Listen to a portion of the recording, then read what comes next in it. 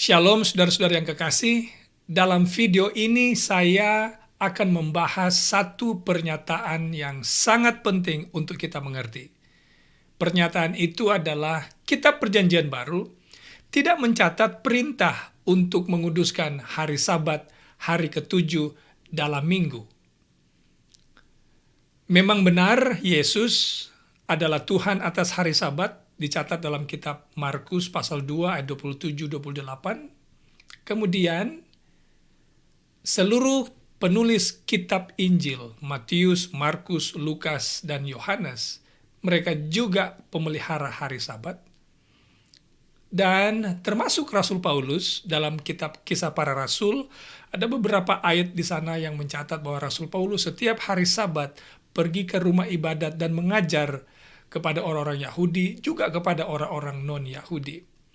Tetapi, tidak ada satupun ayat dalam Perjanjian Baru yang menyatakan bahwa Yesus memerintahkan untuk menguduskan hari Sabat.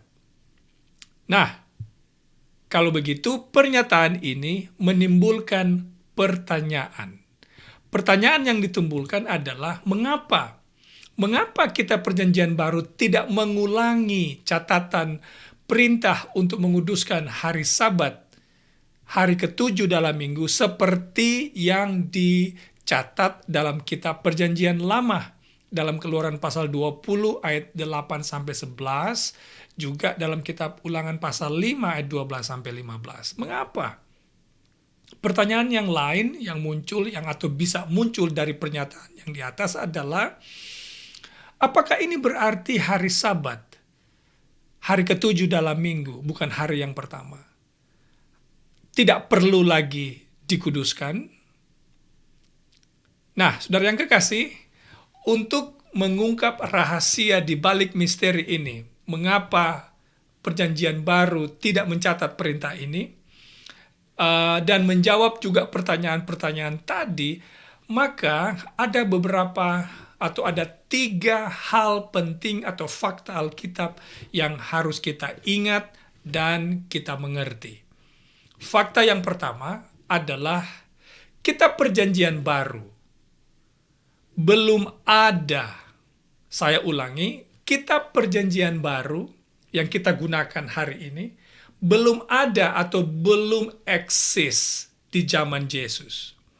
Bahkan beberapa bagian kitab Perjanjian Baru, ini belum keseluruhan dari kitab Perjanjian Baru, nanti mulai ditulis beberapa tahun sesudah pelayanan para rasul dimulai. Itu artinya ini beberapa tahun sesudah Yesus naik ke sorga atau terangkat ke sorga.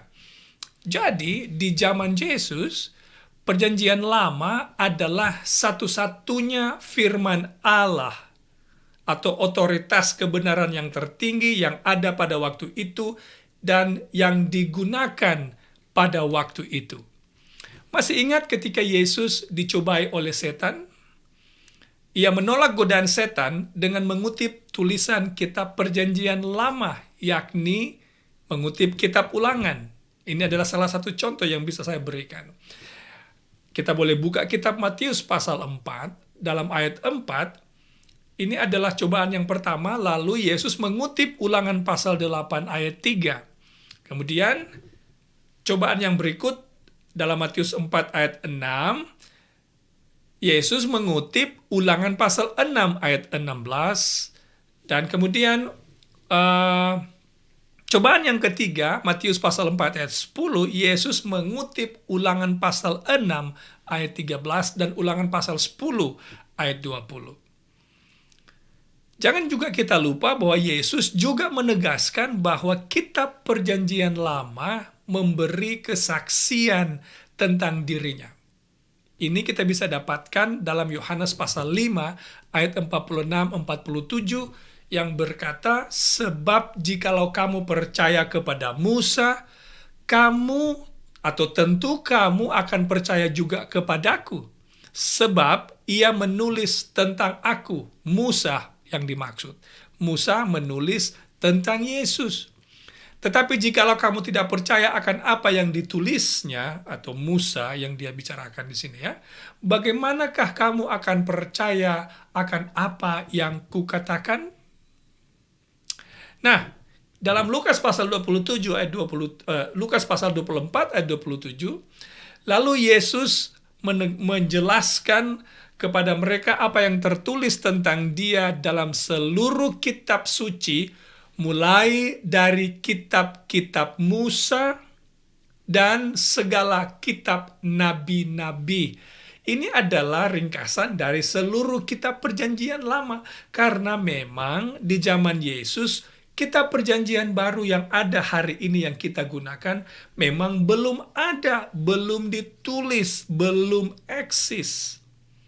Jadi, Perjanjian Baru yang kita gunakan hari ini bukanlah satu otoritas kebenaran pengganti Perjanjian Lama. Karena memang Perjanjian Lama itu digunakan oleh Yesus dan para rasul. Malah kitab Perjanjian Baru adalah the continuation atau kelanjutan dari kisah rencana penyelamatan Allah terhadap manusia yang sudah dimulai di zaman Perjanjian Lama. Selama pelayanan Yesus, ia selalu mengutip tulisan Perjanjian Lama dalam meyakinkan para pendengar. Saudara bisa baca semua ungkapan-ungkapan yang Yesus sebutkan, itu semua datang atau ia mengutip kitab Perjanjian Lama. Saya beri contoh dalam Lukas pasal 4 ayat 16 sampai 19, ketika ia masuk ke sinagog pada hari Sabat membaca dari kitab, itu Yesus mengutip buku Yesaya atau kitab Yesaya pasal 61 ayat 1 dan 2. Kemudian dalam Matius pasal 19 ayat 16 sampai 19, di sana Yesus mengutip Keluaran pasal 20. Masih ingat dalam Matius pasal 19, seorang saudagar muda bertanya kepada Yesus apa yang harus ia lakukan untuk mendapatkan hidup yang kekal. Yesus mengutip bagian dari 10 hukum Allah yang dicatat di Keluaran pasal 20. Lalu dalam Matius pasal 22 ayat 34 sampai 40. Nah, ayat 37 di passage ini atau di perikop ini, Yesus mengutip Ulangan pasal 6 ayat 5. Sedangkan kalau kita lihat di ayat 39, Yesus mengutip Imamat pasal 19 ayat 18. Nah, saudara, saya bisa pergi ke banyak ayat, tetapi bila kita pelajari semua yang Yesus ungkapkan dalam meyakinkan para pendengar, ia selalu mengutip tulisan Perjanjian Lama. Mengapa? Karena kitab Perjanjian Baru belum ada, belum ditulis. Nah, bukan hanya Yesus saja, para rasul juga menggunakan serta meninggikan kitab Perjanjian Lama sebagai salah satu atau satu-satunya otoritas kebenaran tertinggi yang ada di zaman mereka. Perhatikan apa kata Paulus, ini saya beri contoh. Perhatikan kata Petrus maksud saya, dalam 2 Petrus 1 ayat 21, ayat yang sangat familiar bagi saudara-saudara. Ayat itu berkata, sebab tidak pernah nubuat dihasilkan oleh kehendak manusia, tetapi oleh dorongan Roh Kudus orang berbicara atas nama Allah. Nah, nubuat yang Petrus maksudkan di sini adalah kitab Perjanjian Lama di mana para nabi bernubuat tentang Yesus. Bahkan dalam 1 Petrus 1 ayat 11, Petrus juga menyatakan bahwa Roh Kuduslah yang mengilhami para rasul di zaman Perjanjian Lama. Kalau begitu, bagaimana dengan Paulus? Kalau tadi Petrus, sekarang bagaimana dengan Paulus? Paulus juga yang menulis kurang lebih separuh dari kitab Perjanjian Baru, secara terus-menerus meninggikan serta mengakui kitab Perjanjian Lama sebagai satu-satunya otoritas kebenaran tertinggi bagi gereja mula-mula, gereja Kristen mula-mula di zaman Paulus. Dalam banyak kesempatan, Paulus mengutip tulisan perjanjian lama untuk meyakinkan para pendengarnya. Saya beri contoh. Di dalam Roma pasal 14 ayat 11, jangan lupa Roma pasal 14 adalah salah satu pasal yang sering juga menimbulkan perbedaan pendapat di kalangan umat Kristen. Tetapi kita tidak akan bahas ke sana. Nanti ada waktu yang lain. Nah, di akhir dari pasal ini, Paulus menutupnya dengan mengutip tulisan perjanjian lama, yaitu dalam Roma pasal 4, Roma 14 ayat 11, Paulus berkata demikian, karena ada tertulis, demi aku hidup, demikianlah firman Tuhan, semua orang akan bertekuk lutut di hadapanku dan semua orang akan memuliakan Allah. Paulus dalam hal ini mengutip Yesaya pasal 45 ayat 23. Kemudian dalam Roma 15 ayat 9 sampai 13, Paulus juga mengutip tulisan perjanjian lama. Saya kasih contoh yang lain, yang mungkin yang terakhir supaya tidak terlalu panjang, yaitu dalam Galatia pasal 3 ayat 10 dan 11. Ini juga Paulus mengutip tulisan perjanjian lama. Nah, jadi fakta yang pertama yang perlu kita ingat dan kita mengerti, yang menolong kita menjawab mengapa perjanjian baru tidak mencatat pengudusan hari Sabat, yaitu karena kita perjanjian baru belum eksis, belum ditulis di zaman Yesus dan di zaman para rasul. Oke? Jadi Yesus sudah terangkat ke sorga, barulah kita perjanjian baru itu ditulis. Nah, fakta yang kedua yang boleh menolong kita adalah agama perjanjian lama dan agama perjanjian baru adalah sama, tidak berbeda. Kita setuju bahwa perjanjian lama dan perjanjian baru adalah otoritas tertinggi kebenaran firman Allah bagi umat Allah, ya kan? Kita setuju dalam hal ini pasti ya. Maka kalau begitu kita juga pasti akan setuju bahwa agama perjanjian lama dan agama perjanjian baru haruslah sama. Karena memang tidak mungkin berbeda. Kenapa sama? Paling tidak oleh karena beberapa alasan. Alasan yang pertama adalah Allah yang bicara di perjanjian lama dan Allah yang berbicara di perjanjian baru adalah Allah yang sama. Oke? Ibrani pasal 1 ayat 1 dan 2 berkata demikian. Setelah pada zaman dahulu Allah berulang kali dalam berbagai cara berbicara kepada nenek moyang kita dengan perantaraan nabi-nabi, maka pada zaman akhir ini Ia telah berbicara kepada kita dengan perantaraan anaknya yang telah Ia tetapkan sebagai yang berhak menerima segala yang ada. Oleh Dia Allah telah menjadikan alam semesta. Jadi sudah lihat, Allah yang bicara di perjanjian lama adalah juga yang Allah yang sama yang berbicara di perjanjian baru. Alasan yang kedua adalah kedua perjanjian ini, lama dan baru, memiliki masalah yang sama. Apa masalahnya? Yaitu masalah dosa. Dalam perjanjian lama ini dicatat di 1 Raja-Raja pasal 8 ayat 46, karena tidak ada manusia yang tidak berdosa. Dalam 1 Raja-Raja 8 ayat 46. Bagaimana dengan perjanjian baru? Well, Roma 3:23. Karena semua orang telah berbuat dosa dan telah kehilangan kemuliaan Allah. Jadi dua-duanya masalah dosa. Perjanjian lama ada dosa, perjanjian baru juga ada dosa. Dosanya apa? Sama. Karena apa? Dosa menurut Alkitab dalam 1 Yohanes 3 ayat 4, dosa adalah pelanggaran hukum Allah. Hukum yang mana? 10 hukum Allah.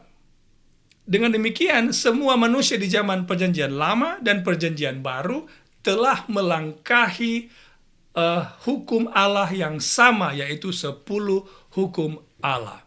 Saudara, hari ini saudara bisa sebutkan pelanggaran apa, dosa apa yang dilakukan oleh masyarakat atau society pada umumnya, semuanya tidak ada yang terkecuali adalah pelanggaran hukum Allah. Saudara bisa sebutkan, dan itu sudah ada sejak perjanjian lama. Nah, alasan yang ketiga adalah Injil atau kabar baik yang ada diberitakan di perjanjian lama adalah juga Injil kabar baik yang sama yang diberitakan di perjanjian baru, yaitu keselamatan adalah melalui Yesus Kristus dan diterima melalui iman. Itulah Injil atau jalan keselamatan yang sama yang diberitakan di perjanjian lama dan di perjanjian baru. Mari kita lihat dia punya contoh. Ibrani pasal 11 ayat 7 berkata demikian, karena iman, maka Nuh dengan petunjuk Allah tentang sesuatu yang belum kelihatan dengan taat mempersiapkan bahtera untuk menyelamatkan keluarganya, dan karena iman ia menghukum dunia dan ia ditentukan untuk menerima kebenaran sesuai dengan imannya. Jadi Nuh mendapatkan keselamatan oleh karena imannya kepada Yesus. Demikian juga dengan Abraham. Abraham dinyatakan benar oleh karena imannya kepada Yesus Kristus. Itu Injil di perjanjian lama. Nah, begitu juga Injil di perjanjian baru. Ibrani pasal 4 ayat 2 berkata, karena kepada kita, ini umat Allah atau umat Kristen, karena kepada kita diberitakan juga kabar kesukaan sama seperti kepada mereka. Ini merujuk kepada orang yang hidup di perjanjian lama, orang-orang Israel. Tetapi firman pemberitaan itu tidak berguna bagi mereka karena tidak bertumbuh bersama-sama oleh iman dengan mereka yang mendengar.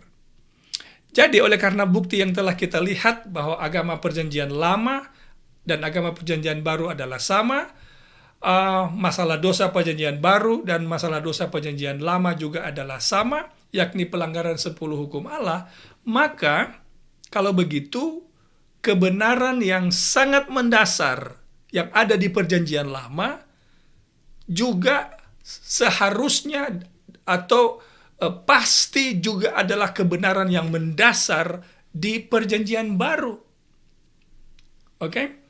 Nah, sekarang mari kita kembali ke pertanyaan semula, yaitu mengapa perjanjian baru tidak memerintahkan pengudusan hari Sabat? Dan apakah hari Sabat memang sudah tidak perlu lagi dikuduskan oleh umat Allah di zaman sekarang ini? Atau sampai Yesus datang atau sampai di sorga, apakah tidak perlu lagi dikuduskan? Well, jawabannya adalah oleh karena baik Yesus dan murid-muridnya menggunakan kitab perjanjian lama dalam pelayanan mereka, dalam meyakinkan para pendengar, dalam menjelaskan kebenaran firman Allah, mereka menggunakan perjanjian lama. Di mana kitab perjanjian baru yang sekarang kita gunakan? Belum ditulis. Tidak ada. Nah, kalau begitu, jadi para murid-murid Yesus dan Yesus sendiri, atau para murid-murid Yesus khususnya, tidak lagi mengulangi perintah pengudusan hari Sabat, karena di zaman mereka perintah memelihara hukum-hukum Allah, atau 10 hukum Allah, termasuk hukum keempat yaitu hari Sabat, masih tetap menjadi bagian dari kehidupan keagamaan mereka dan sangat kental dalam kehidupan mereka. Jadi mereka tidak perlu lagi mengulangi perintah pengudusan hari Sabat karena mereka sedang menguduskannya pada saat itu, sedang melakukannya, adalah bagian dari hidup mereka. Dan perintah yang Yesus perintahkan di perjanjian lama itu yang diulang-ulang dari generasi ke generasi. Nah, semoga penjelasan ini bisa membantu saudara mengerti Mengapa perjanjian baru tidak mencatat pengudusan hari Sabat? Yang terakhir, kalau 10 hukum Allah dalam perjanjian lama itu tetap atau digunakan, hari ini 10 hukum Allah yang sama masih tetap juga berlaku. Nah, kalau begitu, kalau hukum mencuri perjanjian dan lama, hukum mencuri perjanjian baru masih berlaku, mengapa kita tidak juga bisa menerima atau mengatakan perintah hari Sabat di perjanjian lama berlaku, kenapa tidak berlaku di perjanjian baru? Semoga Tuhan memberkati saudara, dan semoga saudara mendapatkan penjelasan yang boleh menolong untuk mengerti misteri di balik diamnya perjanjian baru dalam memerintahkan pengudusan hari Sabat. Tuhan memberkati, kita jumpa lagi pada video yang lain. Amin.